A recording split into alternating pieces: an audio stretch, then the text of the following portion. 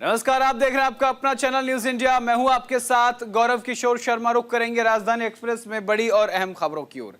रुड़की में हरीश रावत का धामी सरकार पर निशाना देखने को मिला है। आपको बता दें कि सरकार सनातनी नहीं बल्कि तनातनी है। ये बात पूर्व मुख्यमंत्री हरीश रावत की तरफ से कही गई है।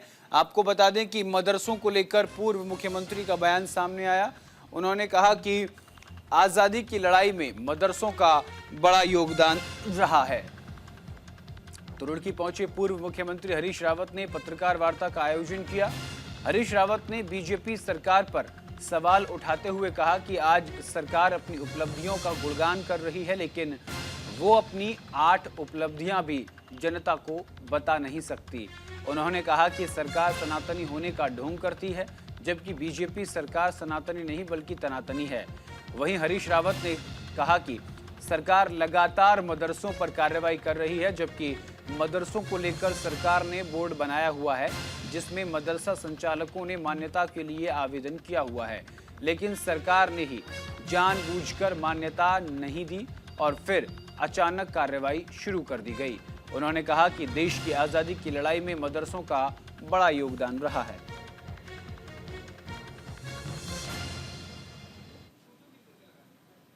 ये घोर निराशा के वर्ष है। ये 3 वर्ष ही नहीं, 8 वर्ष भी घोर निराशा के। ये 8 वर्ष में पूरे राज्य में 8 उल्लेखनीय काम नहीं बता सकती है भाजपा।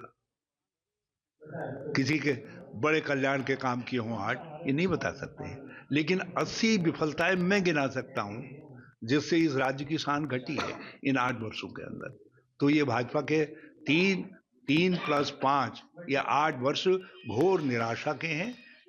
ये जन विरोधी है ये सरकार, और इन्होंने लोक कल्याण को तिलांजलि दे दी है। केवल असहिष्णुता, एक वर्ग विशेष के प्रति घृणा और नफरत की राजनीति को फैला करके अपना काम निकालना चाह रहे हैं।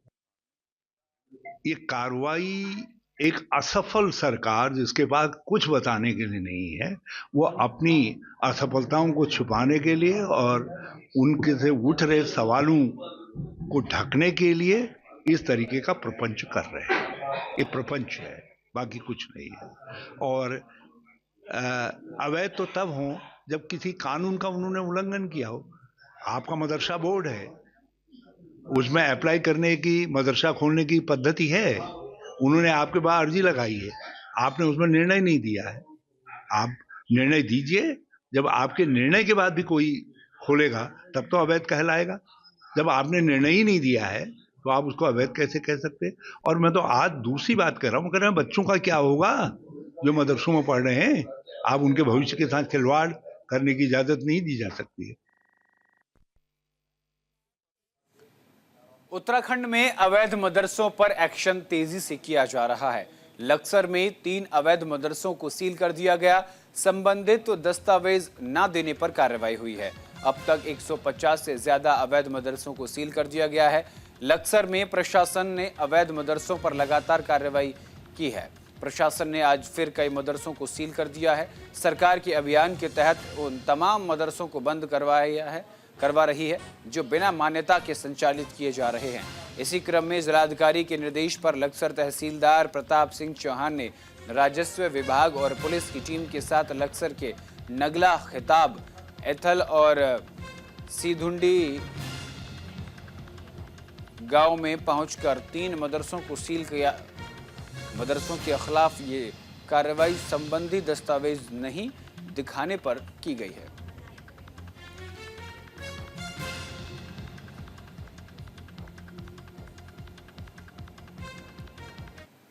जिलाधिकारी महोदय का आदेश है कि जो अवैध मदरसे अंदर जिनके पास कागजात नहीं है, रजिस्ट्रेशन नहीं है या मदरसा बोर्ड से या शिक्षा विभाग से अनुमति नहीं है, उनको सीज करना है।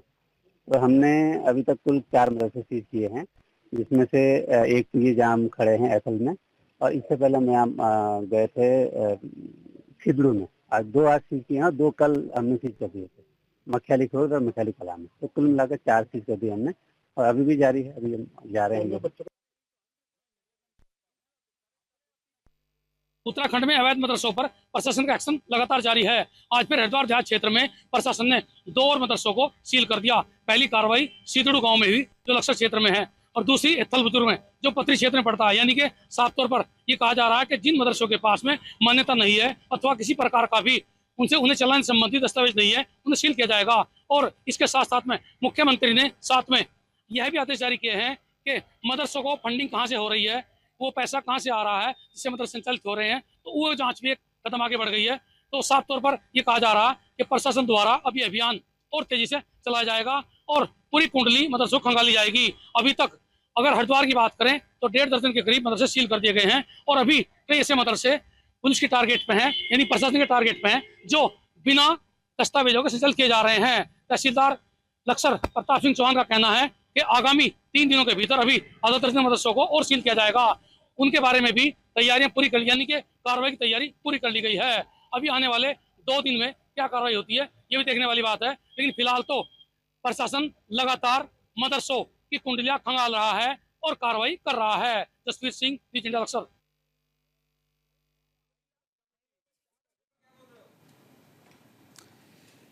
चलिए अब हम आपको 6 तस्वीरें दिखा रहे हैं अलग अलग जनपद की। देहरादून की तस्वीर, ऊधम सिंह नगर, हरिद्वार, पौड़ी गढ़वाल, कोटद्वार और विकास नगर। ये 6 तस्वीरें हम आपको अलग अलग जिलों की दिखा रहे हैं जहां मदरसों पर कार्रवाई की गई है।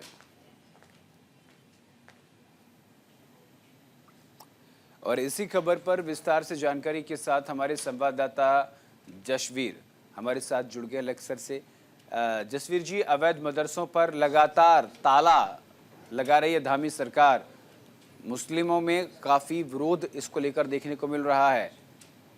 तुष्टीकरण का आरोप धामी सरकार पर उत्तराखंड के मुस्लिम समुदाय के लोग लगा रहे हैं। बिल्कुल, सरकार की जो कार्रवाई है उसे लेकर के मुस्लिम समुदाय के साथ साथ में कांग्रेस भी मुखर नजर आ रही है, यानी कि कांग्रेस भी सीधे सरकार को घेर रही है, सवाल उठा रही है। अभी आपने देखा भी होगा कि पूर्व मुख्यमंत्री हरीश रावत ने भी इस कार्रवाई पर सवाल उठाए हैं। उन्होंने तो यहाँ तक कह दिया कि सवाल मदरसों के बंद करने का नहीं, सवाल तो उन छात्रों का है जो उसमें अध्ययनरत है, यानी कि जो बच्चे उन मदरसों में पढ़ रहे हैं उनका क्या होगा, उनके भविष्य पर सवाल निशान लग जाएगा। ये सवाल भी हरीश रावत ने उठाया। इसके अलावा किरण महारा और कई यानी प्रांतीय स्तर के कई नेता इस पर बोल चुके हैं।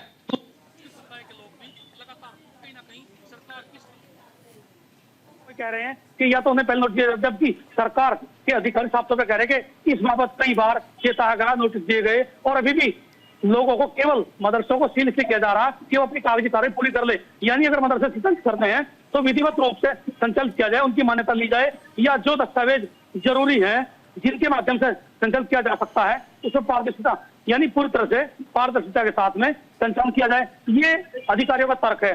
और साथ में एक चीज और भी है अब जो आगे बढ़ गई है, वो यह है कि चूंकि जब से मुख्यमंत्री द्वारा आदेश दिए गए हैं तो वही ये साफ कर दिया गया कि अब इन मदरसों की फंडिंग पर भी कहीं ना कहीं जांच बैठ गई है कि आखिर मदरसों को संचालित किए जाने के लिए धन कहां से आ रहा था, वो धन किसने इकट्ठा किया और किस माध्यम से मदरसों को दिया जा रहा था, उस पर भी ये अब बड़ी जांच की जा रही है। कमेटी गठित की गई है। तो ये कहीं ना कहीं एक बड़ी कार्रवाई शासन द्वारा की जा रही है और जो लगातार जारी है। हरिद्वार मैं अकेले हरिद्वार की बात नहीं कर रहा हूँ, देहरादून, ऊधम सिंह नगर और हरिद्वार 3 बड़े जिलों में जिस तरह से कार्रवाई की गई है उसे साफ हो गया है कि अभी सरकार किसी भी सूरत में इस पूरे मामले को ठंडा करने के मूड में नहीं है। यानी साफ तौर पर कहा जा सकता है कि सरकार पूरी तरह से कहीं ना कहीं मदरसों के खिलाफ बड़ी कार्रवाई करने जा रही और वो कार्रवाई लगातार जारी रहेगी। जी जसवीर जी, विस्तार से आपने जानकारी दी, लेकिन एक सबसे बड़ी बात जो यहाँ समझने वाली है वो ये कि क्या कांग्रेस वोट बैंक के लिए जो गलत चीजें हैं उनका भी समर्थन कर रही है, क्योंकि धामी सरकार जो अवैध मदरसे हैं सिर्फ उन पर ताला लगा रही है, तो फिर कांग्रेस समर्थन क्यों कर रही है अवैध चीजों का?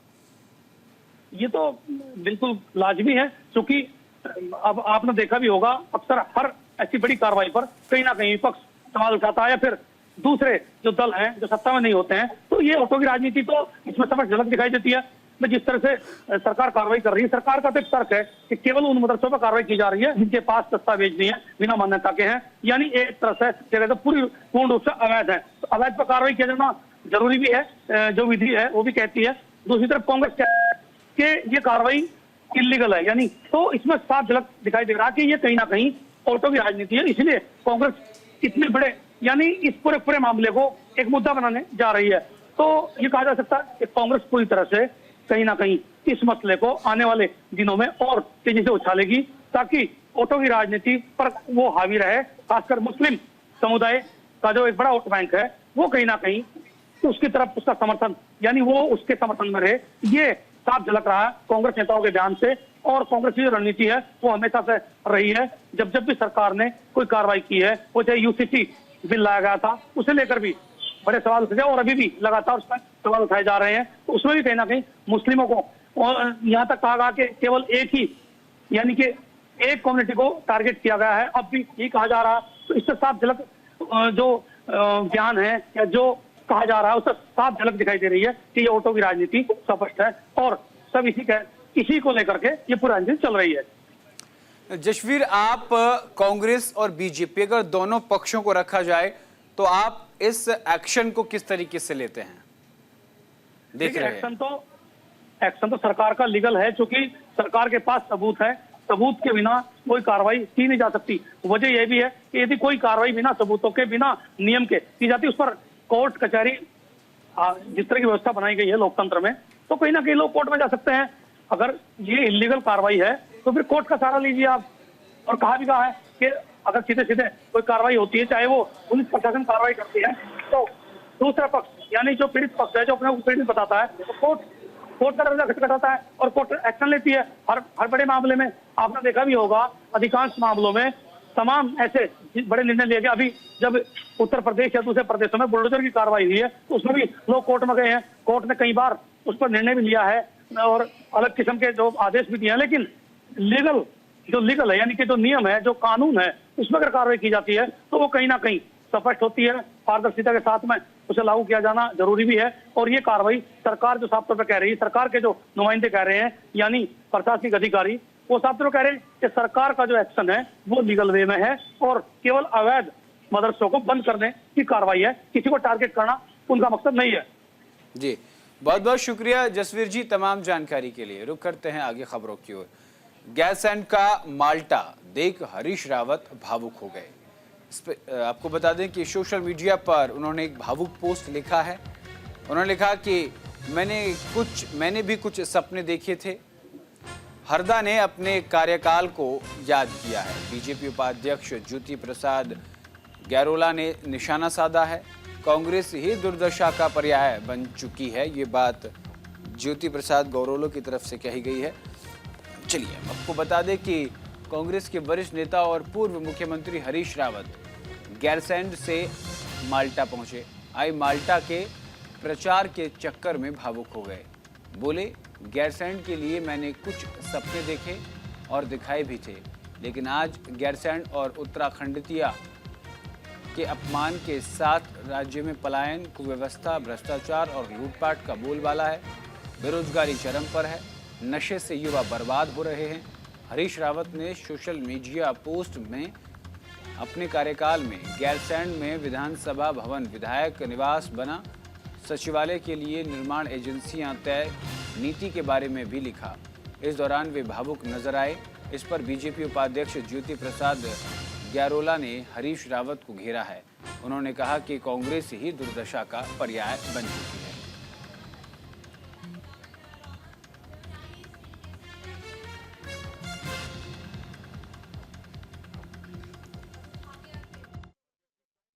हरीश रावत जी कभी खीरे को लेकर रोते हुए नजर आते हैं, कभी माल्टा को लेकर रोते हुए नजर आते हैं, कभी अपनी पार्टी की दुर्दशा को लेकर रोते हुए नजर आते हैं, कभी अपनी दुर्दशा को लेकर रोते हुए नजर आते हैं।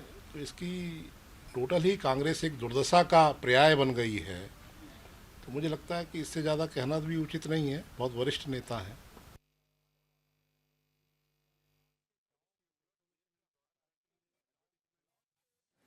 और लालकुआ के दौरे पर स्वाभिमान मोर्चा के अध्यक्ष बॉबी पवार ने सरकार पर निशाना साधा।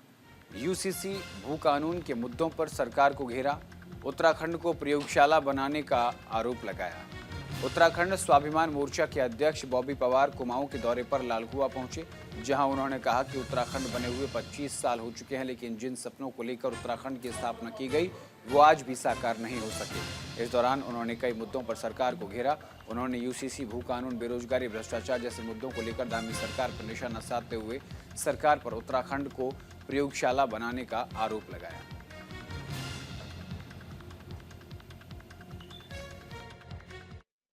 25 वर्षों से जो उत्तराखंड कहीं ना कहीं जो शहीदों के सपने थे वो आज पूरे नहीं हो पाए।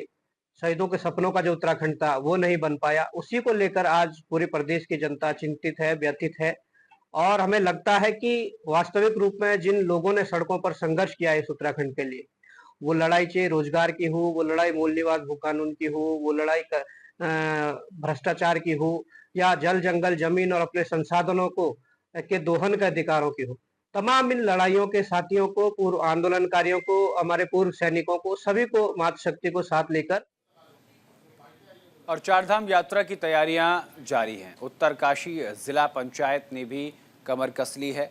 जिला पंचायत प्रशासक बिलजलवाड़ ने की बैठक। आपको बता दें कि यात्रा से जुड़े विभागों के साथ बैठक की, व्यवस्थाओं को चाक चौबंद करने के निर्देश दिए। आगामी चारधाम यात्रा को सुव्यवस्थित और सुरक्षित बनाने के लिए जिला पंचायत उत्तरकाशी ने अपनी तैयारियां शुरू कर दी हैं। इसी क्रम में यमुनोत्री धाम के मुख्य पड़ाव बड़कोटा लोक निर्माण विभाग विश्राम गृह में यात्रा से जुड़े कई विभागों की बैठक ली गई। बैठक में यात्रा व्यवस्थाओं को चाक चौबंद करने और सभी विभागों को समय से कार्य पूरा करने के निर्देश दिए गए। यात्रा मार्गों को सुचारू बनाए रखने के लिए सड़क, पेयजल, विद्युत, शौचालय एवं घोड़ा पड़ाव जैसे बुनियादी सुविधाओं को प्राथमिकता देने की बात कही। अधिकारियों को निर्देश दिए गए कि सभी व्यवस्थाएं समय पर दुरुस्त की जाएं ताकि श्रद्धालुओं को किसी भी प्रकार की सुविधा ना हो। जानकी चट्टी से लेकर यमुनोत्री धाम तक यात्रा मार्गों का स्थलीय निरीक्षण भी किया गया, जिसमें व्यवस्थाओं की समीक्षा करते हुए आवश्यक सुधार हेतु संबंधित विभागों को निर्देशित किया गया।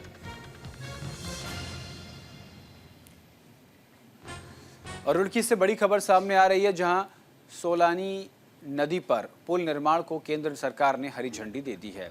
सोलानी नदी पर पुल के लिए 38 करोड़ रुपए का बजट पास कर दिया है। विधायक प्रदीप बत्रा ने पुल का निरीक्षण किया है। लोक निर्माण विभाग अधिकारी इस दौरान मौजूद रहे हैं। रुड़की में सोलानी नदी पर पुल के निर्माण के लिए केंद्र सरकार ने 38 करोड़ रुपए का बजट पास किया है। विधायक प्रदीप बत्रा और लोक निर्माण विभाग अधिकारियों ने पुल का निरीक्षण किया।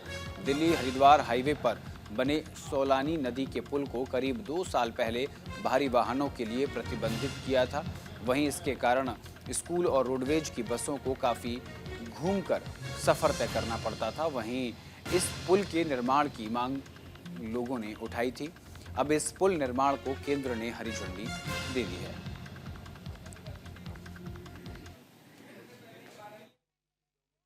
करने का प्रयास करते हैं, तो मैं सोचता हूँ कि पूर्व प्रतिष्ठित जो पुल, जिसकी वजह से काफ़ी बच्चों को दिक्कत हो रही थी, स्कूल बसेस जो है वो नहीं जा पा रही थी, उसका सैंक्शन हो गया है, बजट उसका आ गया है।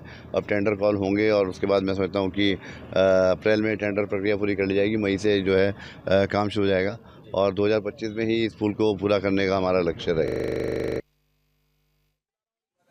चलिए आगे बढ़ते, आपको बता दें कि हरिद्वार के पुलिस विभाग में फेरबदल जारी है। एसएसपी प्रमेंद्र सिंह डोभाल का बड़ा फैसला सामने आया है। उप निरीक्षक के तबादले किए गए हैं। हरिद्वार में सुरक्षा व्यवस्था को मजबूत करने के लिए एसएसपी प्रमेंद्र सिंह डोभाल ने 12 पुलिस उप निरीक्षकों के कार्यक्षेत्र में तत्काल फेरबदल किया है। कई थानों और चौकियों से स्थानांतरण और नए कार्यक्षेत्र में तैनाती दी गई है। एसएसपी डोभाल ने कहा कि इस बदलाव से कानून व्यवस्था और पुलिस प्रशासन की प्रभावशीलता बढ़ेगी। और हरिद्वार में नाबालिग से दुष्कर्म देखने को मिला है। पथरी में 9 साल की बच्ची से दरिंदगी देखने को मिली है। पीड़िता की मां ने पुलिस को तहरीर दी है। आरोपी पर मारपीट का भी आरोप लगाया है। आरोपी के खिलाफ जांच जारी है। घटना से गांव में आक्रोश देखने को मिल रहा है। न्याय की मांग लोग लगातार कर रहे हैं। हरिद्वार के पथरी थाना क्षेत्र में एक युवक पर 9 साल की मासूम बच्ची के साथ दुष्कर्म करने का आरोप लगा है। पीड़िता की मां ने पुलिस को तहरीर देकर बताया कि गांव का एक ही युवक ने उसकी बेटी को डरा धमका कर इस घिनौनी वारदात को अंजाम दिया। जब उसने इसका विरोध किया और आरोपी के खिलाफ कार्रवाई की मांग की तो युवक के पिता ने न केवल उसके साथ गाली गलौज की बल्कि मारपीट भी की। आरोप है कि आरोपी और उसके पिता ने कानूनी कार्रवाई करने पर जान से मारने की धमकी भी दी। इस घटना के सामने आते ही गांव में आक्रोश फैल गया है और स्थानीय लोग न्याय की मांग कर रहे हैं। पुलिस ने तत्काल मामले दर्ज कर जांच शुरू कर दी है। और हरिद्वार में पूर्व विधायक की बेटी से ब्लैकमेलिंग कर मामला सामने आया है। पूर्व एमएलए की बेटी की आपत्तिजनक फोटो वायरल करने को लेकर ब्लैकमेल करने का आरोप इस युवक पर लगा है, जिसे आप तस्वीरों में देख सकते हैं। मामले में पुलिस ने एक आरोपी को गिरफ्तार किया है। अभिनेत्री उर्मिला सनावर की तलाश जारी है। बीजेपी के पूर्व विधायक सुरेश राठौर की बेटी ने सहारनपुर निवासी अभिनेत्री उर्मिला सनावर और एक युवक पर आपत्तिजनक फोटो प्रसारित करने का आरोप लगाते हुए मुकदमा दर्ज कराया है।